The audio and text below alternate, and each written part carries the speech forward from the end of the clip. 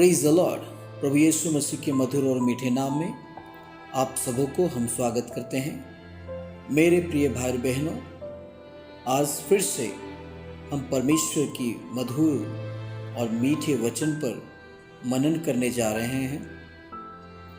परमेश्वर ने हमें डेली कुछ न कुछ सिखाते रहता है। हमें सीखने की ज़रूरत है मेरे प्रिय भाई बहनों। इस संसार में जितने लोग भी हैं, कोई भी और पूरा सीखा हुआ इंसान नहीं है। सभी लोग अधूरे हैं। हम सीख रहे हैं, प्रभु हमें सिखाता है। तो आज जिस टॉपिक पर हम मनन करने जा रहे हैं और वो टॉपिक है पापों में सबसे अधिक भयानक पाप। हमें जानने की जरूरत है मेरे प्रिय भाई बहनों कि इस संसार में अनेक प्रकार की पाप तो हैं, लेकिन उन पापों में से अधिक भयानक पाप क्या है। कई लोग भी विभिन्न प्रकार का पाप समझते होंगे, लेकिन बाइबल हमें सब पापों में से ऐसा एक पाप को हमें बताता है जो हमें उतना हम लोग गौर नहीं कर रहे हैं। हम लोग उसे हम सोचते नहीं हैं। कॉमन से हम साधारण तौर पर हम समझते हैं उसे गंभीरता से हम उसे नहीं समझ पा रहे। तो मैं आप लोगों को कहना चाहता हूं मेरे प्रिय भाई बहनों कि पापों में से सबसे अधिक भयानक पाप घमंड है। घमंड जिस किसी के अंदर रह जाता है, वो इंसान कभी भी सफलता को प्राप्त नहीं करेगा। वो कभी भी कोई भी बातों पर आगे नहीं बढ़ पाएगा। घमंड एक ऐसा भयानक पाप है जो सबसे अधिक समर्पित अगुवे में भी धीमा जहर भर सकता है। हाँ मेरे प्रिय भाई बहनों, और पवित्र आत्मा के अभिषेक में रुकावट डाल सकता है। कलीसिया के अगुवे के पास अधिक निपुणता, बुद्धि और ज्ञान हो सकता है, परंतु मेरे प्रिय भाई बहनों, इन बातों में घमंड करना मूर्खता है।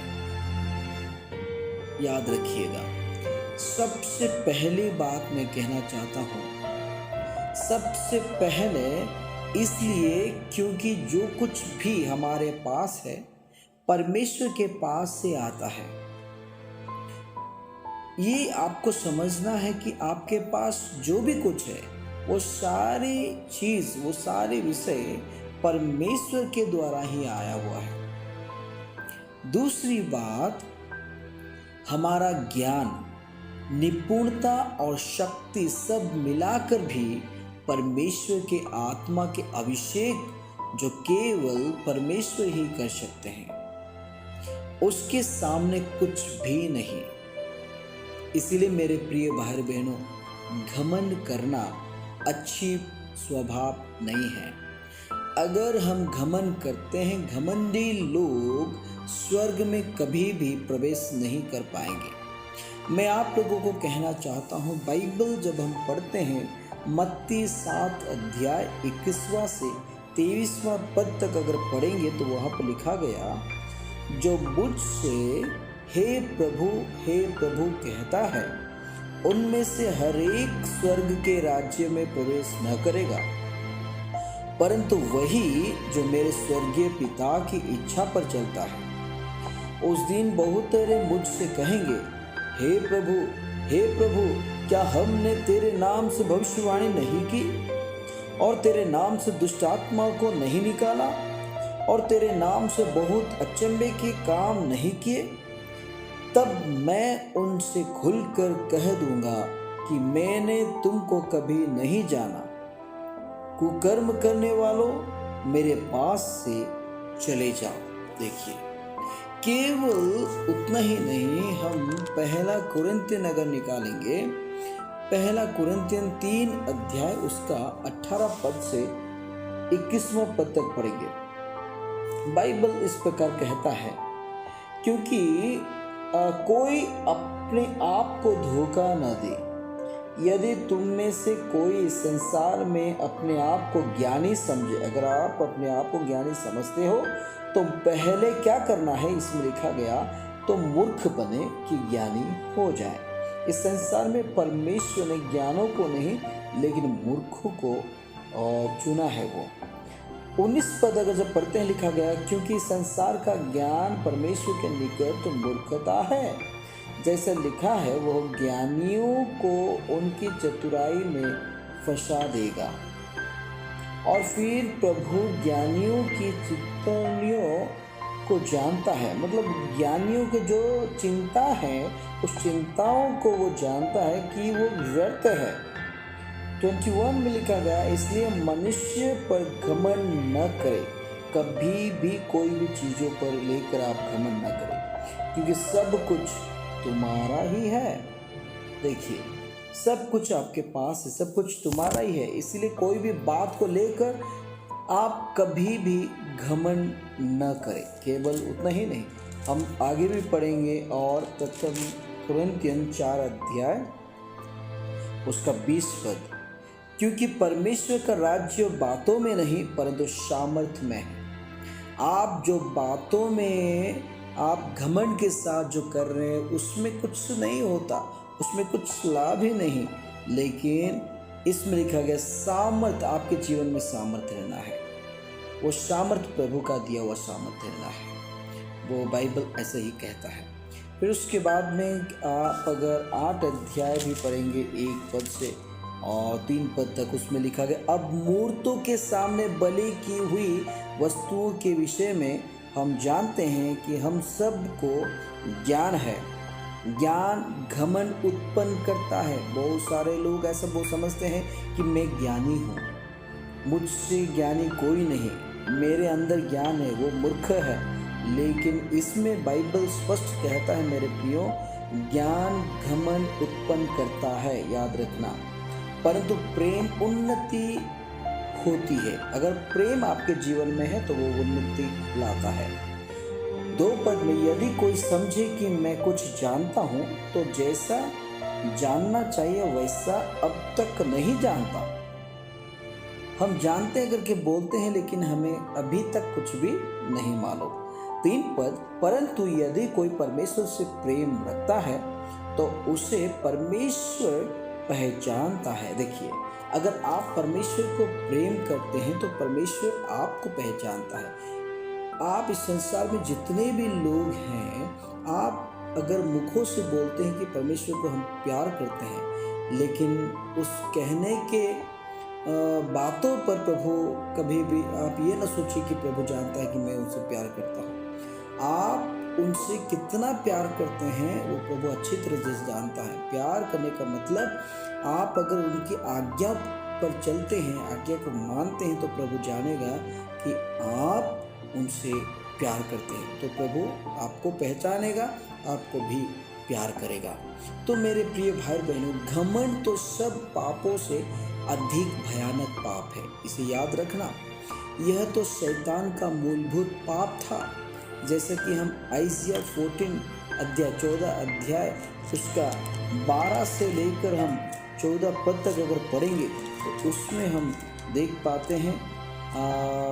मेरे साथ आप सब लोग खोल सकते हैं आइजिया 14 अध्याय 12 से 14। लिखा गया, हे भोर के चमकने वाले तारे, तू क्यों कर आकाश से गिर पड़ा है? तू जो जाति जाति को हरा देता था, तू अब कैसे काट कर भूमि पर गिराया गया है? तू मन में कहता तो था कि मैं स्वर्ग पर चढ़ूंगा, मैं अपने सिंहासन को ईश्वर के तारागण से अधिक ऊंचा करूंगा और उत्तर दिशा की छोर पर सभा के पर्वत पर विराजूंगा। मैं मेघों से भी ऊंचे ऊंचे स्थानों के ऊपर चढ़ूंगा, मैं परम प्रधान के तुल्य हो जाऊंगा।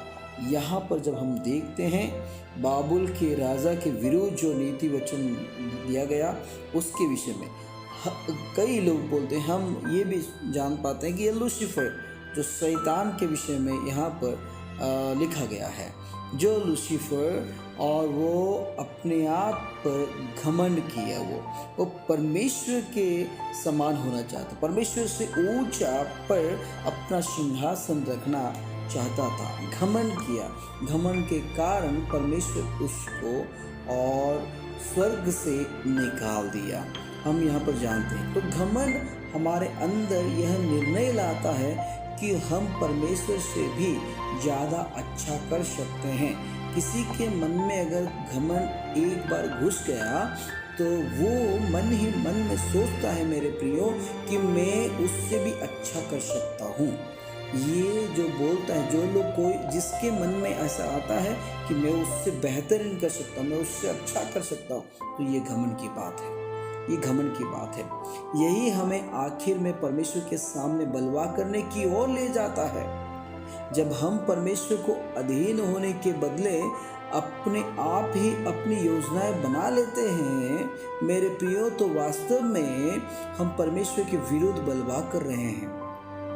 और जब हम पूरी तरह आज्ञाकारी नहीं हैं तो हम उनसे दूर हो जाते हैं, क्योंकि परमेश्वर, बाइबल कहता है याकूब 4:6 में हम पढ़ पाएंगे, उसमें लिखा गया, परमेश्वर अभिमानियों से विरोध करता है पर दीनों पर अनुग्रह करता है।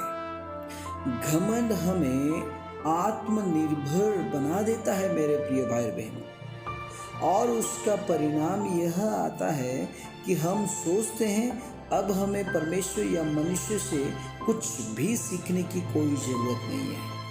जिसके मन में घमंड आ जाता है एक बार, वो किसी को भी अपना ज़रूरत नहीं मानता मेरे प्रिय भाई बहन। आपके मन में अगर ऐसा घमंड आ जाएगा तो आप किसी को भी अपना ज़रूरत नहीं समझोगे। हम इस बात को अस्वीकार करते हैं कि हमें परमेश्वर से किसी चीज़ की ज़रूरत है और हम मांगना छोड़ देते हैं, और इसलिए हम पाना भी छोड़ देते हैं। याकूब 4:1-2 पद में आप पढ़ सकते हैं, हमारे स्वर्गीय पिता से मांगने या उनसे सीखने के लिए हमें नम्र और बालक के समान विश्वास की जरूरत है मेरे प्रिय भाई बहन। मत्ती 18:3 और 4 पद में हम देख पाते हैं, क्या आप लोग परमेश्वर के निकट में जब मांगते हैं तो आप नम्र होकर प्रभु को आप मांगते हैं क्या? एक बालक के समान अविश्वास करते हैं क्या? अपने विश्वास की जरूरतों को प्रभु पूरा करेगा, तब पूरा करेगा जब आप अपने आप को नम्र बनाओगे। तो परमेश्वर हमारी हर एक जरूरतों को पूरी करने वाला है मेरे प्रिय भाई। आप जितने लोग इस संदेश को सुन रहे हो, मैं आप लोगों को सबको कहना चाहता हूँ, अगर आपके मन में घमंड कोई सा भी नहीं रहेगा तो परमेश्वर आपकी हर एक जरूरतों को पूरी करेगा। हमें नम्रता से इस बात को पहचानना है कि हमें उनकी ज़रूरत है। इस संसार में कोई रहे या ना रहे, लेकिन परमेश्वर की ज़रूरत हमें सबों को है, हमें सबको चाहिए। और उन्हें हमें क्या क्या दिया है, वरना हम कभी भी कुछ भी प्राप्त नहीं करेंगे। घमंड हमें इस प्रकार की नम्रता से दूर रखता है मेरे प्रियो, और हमें परमेश्वर के राज्य की आशीषें और उनके अभिषेक से दूर रखता है। इसे आप ध्यान से बाइबल में पढ़िए, बाइबल में पढ़ के जानिए। कुछ देर के लिए एक सिक्के के विषय में विचार करें। उसकी एक तरफ लिखा है घमंड और दूसरी तरफ लिखा है मनुष्य का भय। शरीर के यह दो पाप कई बार कई व्यक्तियों के जीवन में एक साथ दिखाई देते हैं। मनुष्य का भय खाना फंदा हो जाता है, परंतु जो यहोवा पर भरोसा रखता है वो ऊंचे स्थान पर चला जाता है। मेरे प्रिय भाई बहन, क्या आपके जीवन में घमंड सी कोई बात है? अगर है तो प्रभु के निकट में आप अपने आप को नम्रता के साथ समर्पण करें। हाँ, नम्रता के साथ समर्पण करो और आपके मन से उस घमंड की बातें को आप निकाल फेंकिए। नहीं तो आप घमंड अगर करेंगे तो लूसीफर को स्वर्ग से निकाला गया, तो शैतान को स्वर्ग से निकाल गया। लूसीफर एक स्वर्गदूत था और बहुत सुंदर, बहुत अच्छा स्वर्गदूत। उसके बारे में अगर हम सोचेंगे, पढ़ेंगे तो बहुत सारा क्वालिटी उसके अंदर में था। ऐसा दूत को परमेश्वर ने स्वर्ग से निकाल दिया। मेरे प्रिय भाइयों, आपके मन में अगर घमंड थोड़ी सी भी रहेगी तो आप सबसे बड़े पाप करते हैं, इसे याद रखना। इसीलिए पापों में सबसे अधिक भयानक पाप है घमंड। घमंड, इसलिए घमंड कोई भी बात को लेकर न करे। आपके पास गाड़ी है, बंगलो है, साइकिल है, जो भी कुछ है आपके पास, पैसा है, सब कुछ, नौकर चाकर, जो भी कुछ है, किसी भी बात को लेकर आप घमंड न करें। अगर कोई भी बात को लेकर घमंड करते हैं, आप स्वर्ग नहीं जाएंगे। अगर आप समझते हैं कि मैं अच्छा गाता हूँ, मैं अच्छा गाती हूँ, मेरे से अच्छा कोई नहीं गाता या कोई नहीं गाती, मैं अच्छा प्रचारक हूँ, मैं अच्छा प्रचार करता हूँ, मेरे से अच्छा कोई प्रचार नहीं करता, मैं एक अच्छा भविष्यवक्ता हूँ, अच्छा भविष्यवाणी करता हूँ, मेरे निकट बहुत सारे लोग आते हैं, मेरे जैसा कोई भी नहीं। हम घमंड करते हैं। जिस किसी इंसान के पास हम जाते हैं और बोलते हैं आप मेरा एक मीटिंग करो, मुझे बुलाओ, मुझे प्रभु ऐसा इस्तेमाल कर रहा है, आप घमंड कर रहे हो मेरे प्रिय भाई बहन। आपकी घमंडता आप दूसरे तक पहुंचा रहे हो कि आप में कितना घमंड है। मेरे प्रिय भाई बहनों, अगर परमेश्वर आपको इस्तेमाल कर रहा है, मेरे भाई मेरी बहन, आपको प्रभु इस्तेमाल कर रहा है, तो आप वो बात न बोले कि मुझे बुलाओ, मुझे बुलाओ, मुझे यूज़ कर रहा है, मैं गया, मैं प्रार्थना किया, मैं ऐसा हुआ, वैसा हुआ, ऐसा कुछ मत बोलिए, ऐसा कुछ मत बोलिए। अगर आपको प्रभु इस्तेमाल कर रहा है तो जगह जगह प्रभु आपको लेके जाएगा, जगह जगह प्रभु आपको लेके जाएगा। जैसे कि गुलाब फूल कभी नहीं बोलता कि मुझे आप लेके जाओ, लेकिन गुलाब फूल का जो सुगंध है, जो सेंट है, वो सेंट चारों तरफ चले जाता है। जो कोई उसको सूंघता है वो ढूंढ ढूंढ के गुलाब फूल के निकट आता है। अगर आप प्रभु के पास हैं, प्रभु में आप इस्तेमाल हो रहे हो, तो आपका सेंट चारों तरफ, आपका सुगंध चारों तरफ बहेगा, लोग ऑटोमेटिकली आपके निकट आएंगे। इसलिए मेरे प्रिय भाई बहन, घमंड करना अच्छी बात नहीं है। कृपा करके कोई भी किसी भी बात को लेकर घमंड न करे। हाँ, एक बात को लेकर आप घमंड करें और वो बात है यीशु मसीह को आप पाए हो, यीशु मसीह को आप जाने हो, इस बात को लेकर आप घमंड करो। अन्यथा किसी भी बात को लेकर घमंड ना करें, नहीं तो आप स्वर्ग कभी भी नहीं जा पाओगे। आशा करता हूँ आप सब लोग इस संदेश को अति ध्यानपूर्वक से सुने हैं।